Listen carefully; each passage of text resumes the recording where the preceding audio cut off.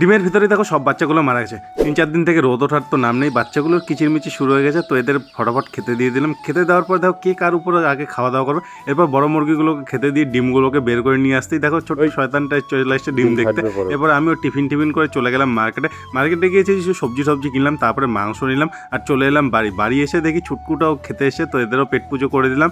এরপর গরম জল করে নিলাম, 2-3 দিন থেকে তো স্নান করা হয় না, প্রচণ্ড ঠান্ডার মধ্যে স্নান করে নিলাম। তখন রান্নাও হয়ে গেছে, তো গরম কষা মাংস আর ভাত খেয়ে নিলাম। এখন ইনকিউবেটর বন্ধ করার টাইম, কারণ ডিম থেকে বাচ্চা বেরোচ্ছে না, তো ডিমগুলোকে একটা করে বের করে এখন ফাটিয়ে দেখতে হবে। দেখো সব ডিমগুলোর মধ্যে কত সুন্দর বাচ্চা হয়ে ভেতরেই মারা গেছে, কারণ লাস্ট 10 দিনে কারেন্টের যা ডিস্টার্ব দিচ্ছে ওই জন্য সব বাচ্চাই মারা গেছে। আর দেখো নতুন কবিতরগুলো এখন নিজের ডিমকে ইনকিউবেট করছে না, তো ডিমটাকে বের করে আরেকটা আমার যে কবিতর ডিম পেরেছে ওখানে রেখে দিলাম।